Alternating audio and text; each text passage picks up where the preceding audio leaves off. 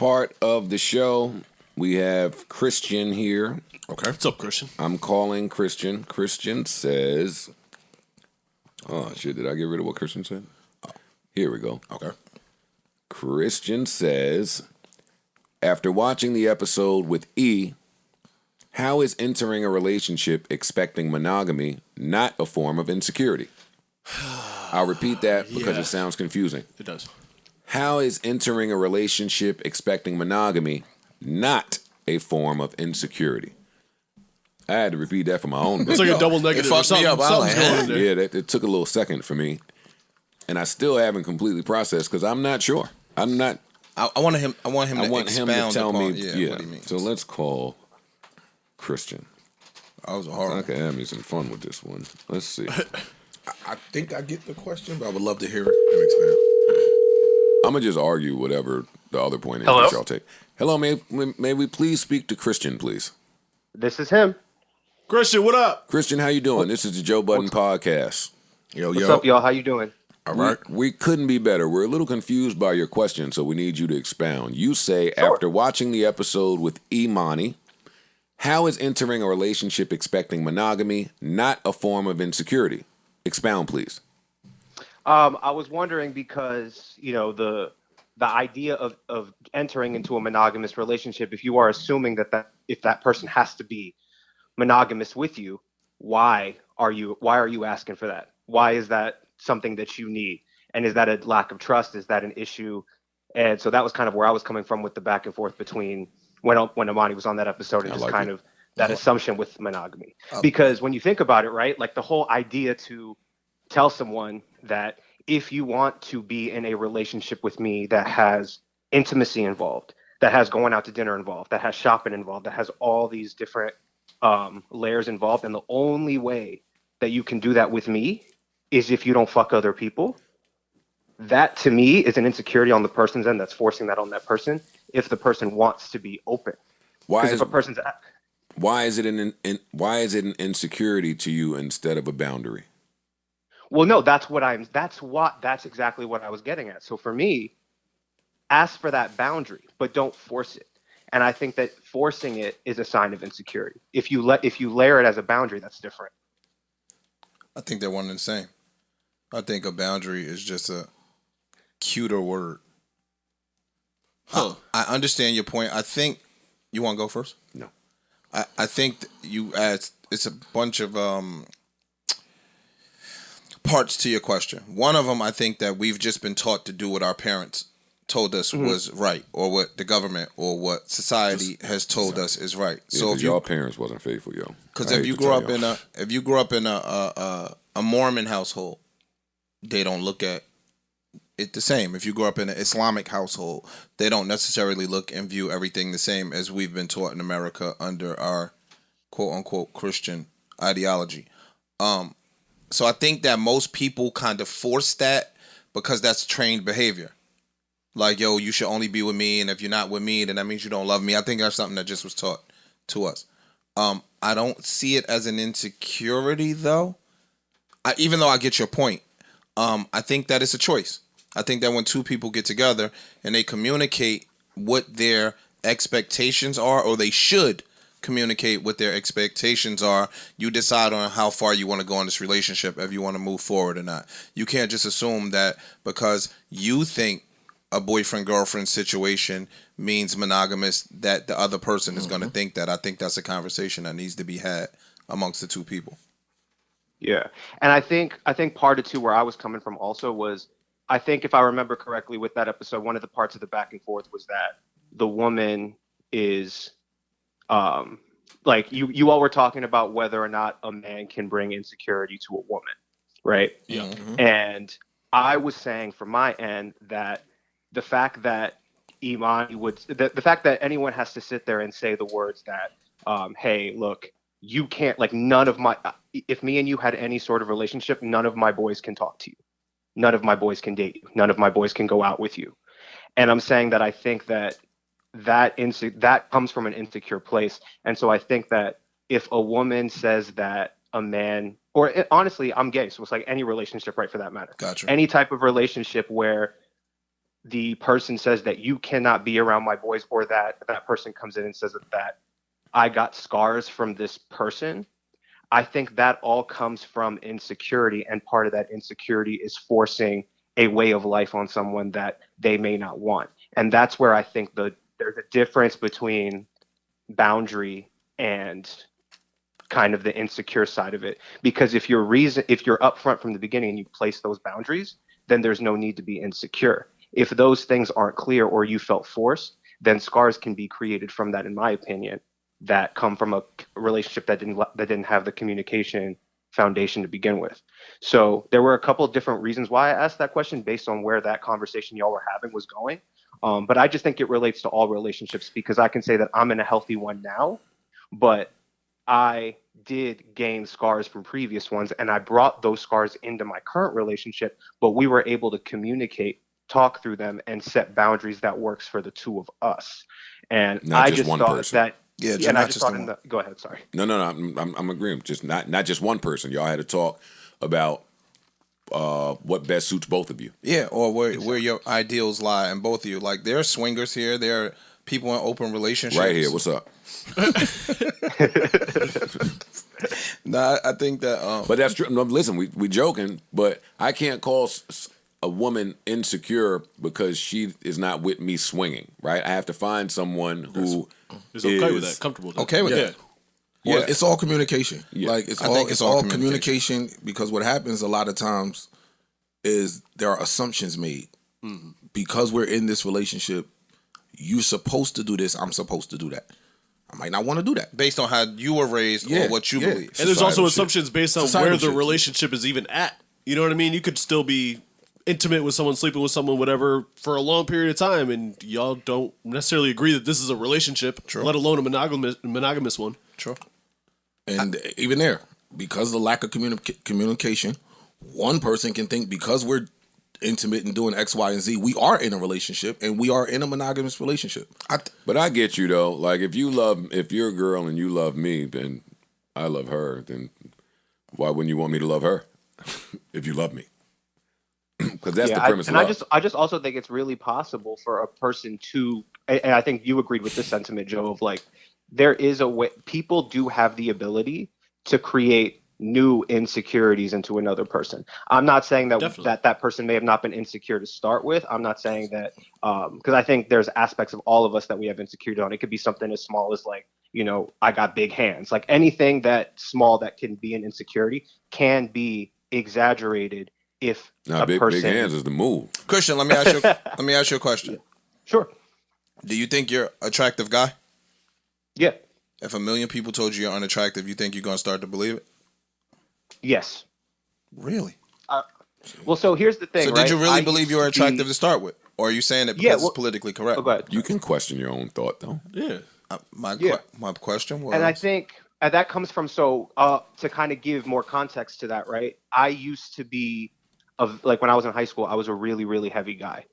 And I got heavier my freshman year of college. Gotcha. And so I didn't realize until towards the end of like my freshman year of college that I was at a very unhealthy weight. And so I did everything that I could to get out of that. And I am in I deem myself a much better looking guy. I've lost a lot of weight. I'm a much healthier person now, but I still at times see, and honestly, my boyfriend will probably tell you I see it more often than I think, is I still see the old me when I look in the mirror sometimes. I have those days where I have my insecurities pop up. I have those days. So if somebody was to tell me, if 1 million people tell me that, and I still have those small moments where I see my old self, that 1 million people that just told me that I'm ugly, it's going to manifest itself into something bigger might not- because But of what they're I've experienced in confirming the a past. self-doubt that you already possessed. They're not implanting that there. You just said that you already had that. You already had a self-doubt. So all they're doing is making that existing self-doubt grow.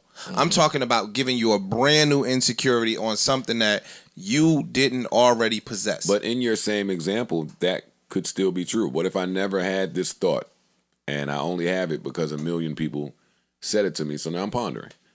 Yeah, but if I It doesn't have to be 1 million people. It could just be the one Yeah. person that you actually give a fuck about. Yeah.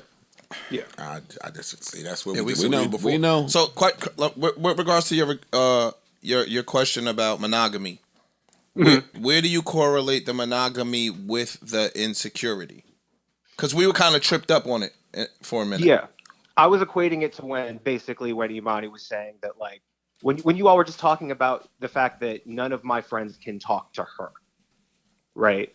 Because we had a relationship in the past. That was an insecurity. Of course. And to me, I'm looking at that like, so either this woman created that insecurity within you that none of your boys can now touch her, or a previous girlfriend from a past cheated on you or did something to you that caused this insecurity. So now moving forward in every relationship that you have, if that relationship ends, no other men can touch her. Or you're insecure around your friends. You might be competing with your friends silently, and you think these guys measure up better than you do, and that's your own insecurity. You might be having a silent competition, which a lot of people do. Guys and girls will have silent competitions with their friend group. And because of that, I won't allow that insecurity to even get to my girl. I'm going to have this talk. Yo, don't talk to him. Don't talk to him. Don't fuck him. I agree. These are my friends. Leave them alone. Blah, blah, blah, blah, blah. I get what you're saying. And then so that leads to my question then. So if I enter if every relationship that I enter into going forward, I have this mindset right here where I'm already insecure around my boys. I'm already so I kind of keep her close to the tuck. And I know that if she moves on, I'm still going to keep her close to the tuck. I'm not going to want anyone to touch her.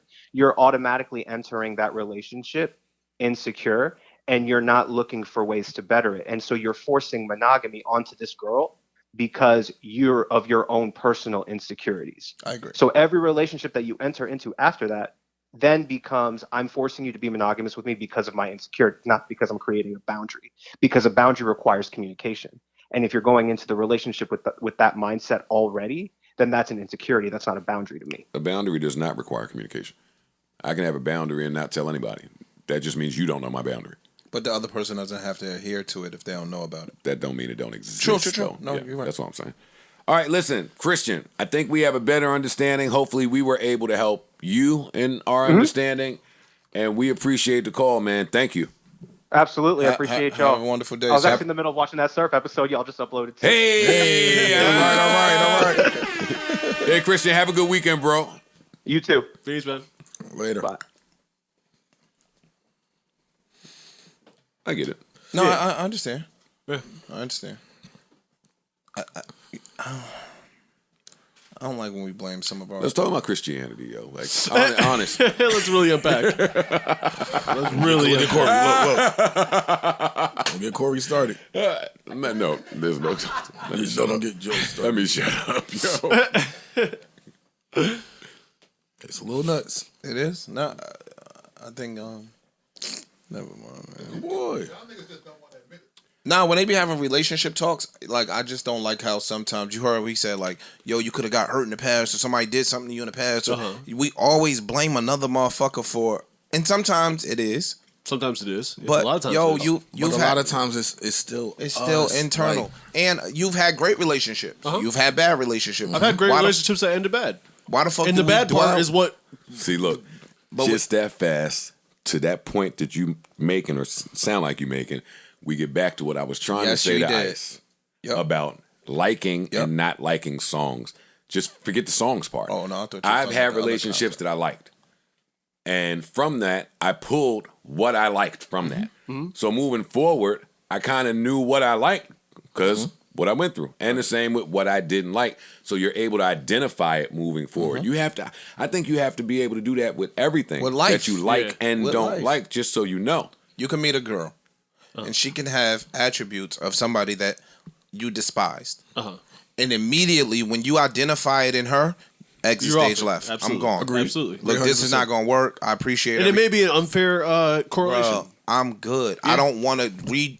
See, I don't think it's unfair. I think that's it's not just, unfair. I think it's I human don't think it's unfair nature. at all. I think it's instinctual for humans to do that, right? I think it's smart. If we walk on this block, hey, when we came on this block and Ish got arrested, the next 20 times we came on this block, that was a conversation. It was funny. It We was looking funny. around. Yo, what, So I think There might be a cop up the street. There might be, Right. if somebody get in a car accident, I used to be insensitive to this, but now I totally get it. Somebody getting like a life-altering car accident, now they scared to get in your car. When you slam on the brakes, they jump. Yeah. Or they be in the That, passenger side, they jump. Not only that, you watch somebody that's been in like a certain type of accident, like a T-bone intersection accident. They drive through intersections a lot differently. They do. You watch the way they drive their car. I see this shit all the time. Y'all know I'm always on the road.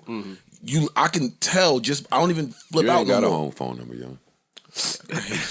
But no, Just the Apple Watch. You could tell. Like you could sit there and look and be like, yo, I could tell this person got something from a car coming around them this way or something. Like When I'm in Newark on them number blocks, I hit the 4-way intersection different because I've seen the stolen cars hit them shits and go nuts. So I be stop. It ain't even no stop sign there. I proceed with caution. I've told y'all, I've heard stories from women that sleep with the lights on, and you're like, well, why do you do that? and then. And then a gruesome story comes, and it's like, oh, sorry. well, I can't tell you to never sleep with the lights Definitely. out because I get that.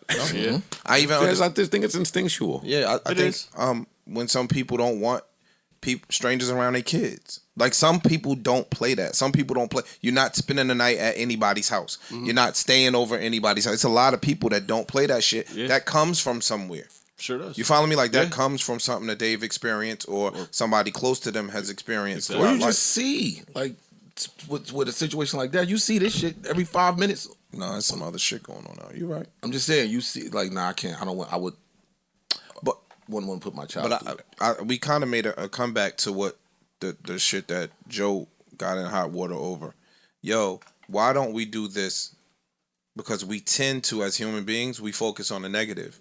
So if you had a bad breakup with somebody in the past, right? They did some fuck shit to you. But they also did some good shit to you. Or you wouldn't have been in a relationship with them. But every single time somebody surfaces, you gotta focus on the negative shit. You gotta don't say, yo, that nigga took my credit from a 480 to a 780, and now I own 6 businesses because of that nigga. You don't say that. You'll be like, yo, that nigga cheated on me with my sister.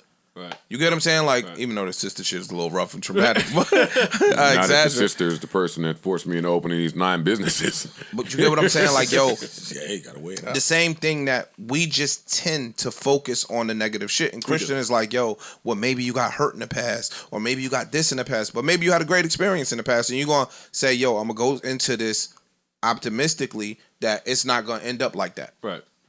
Like we pick and choose where we want our brains to go oftentimes. Noodle bun. Enough, Daddy.